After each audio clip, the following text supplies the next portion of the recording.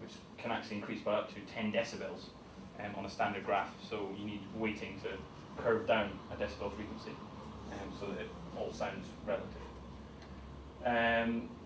In acoustics, it's commonly used to quantify any basic sound level. It can be used for anything, whether it be power ratios, frequency ratios. It can be used for anything really, but generally it's used as a decibel ratio to convert your Pascal level, your pressure, into sound electronics, the actual physical energy, which is then converted from microphone to a speaker cone and back out again to pressure.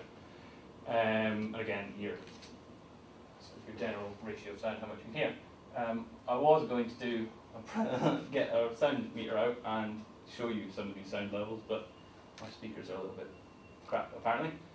So the threshold of pain, which would be a jet taking off, is about 140 decibels, and that would hurt quite a lot. Car horns, propeller aircrafts, air raid sirens, and generally amplified rock music, though it does vary, goes up to about 120, which will cause you hearing damage after about 7.5 minutes, which gives you an idea how much damage you're doing to your hearing when you're in a rock gig. Heavy trucks at 15 meters, busy city streets, motorcycles, etc., can cause damage after about 8 hours, sometimes less. There was a scale taken in the middle of London the other day, and it was 102 decibels was the average sound scheme, which technically would be doing damage after about 2 hours, so ought to work quickly.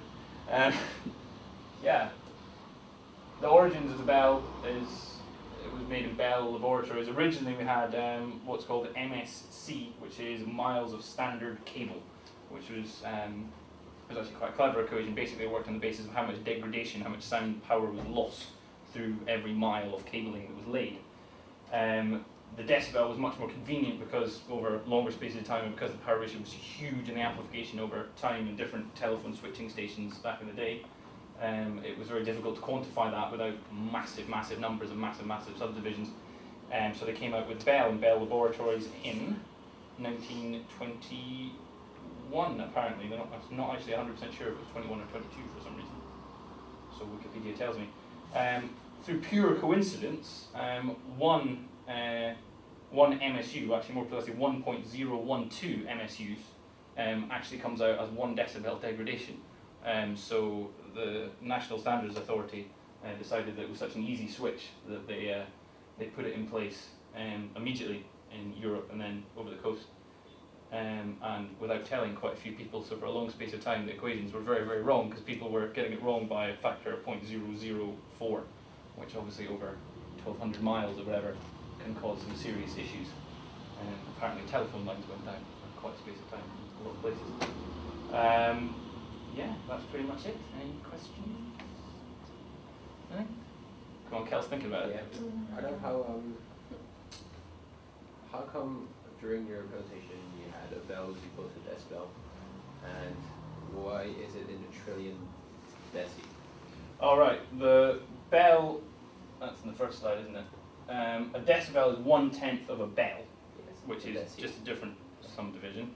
And because of the equation because a standard ratio on a dB meter, for example, on a desk is 120.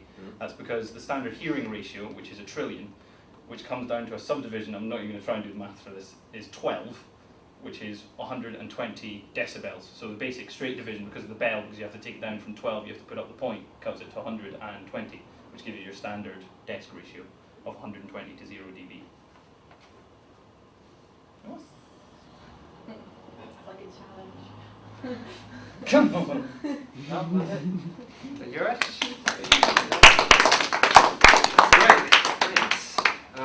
What do I have to do with this? Put it on your... Yeah, if you can copy the PowerPoint presentation to the folder PowerPoint in capital letters on the left-hand side, you can call it your name. We just need to see Ross's presentation. That's it. Where is he? We have to wait for that because we don't know where he is. He was printing today. Yeah, he was here a minute ago and he went to print. Can you give me a second? I'm going to pop upstairs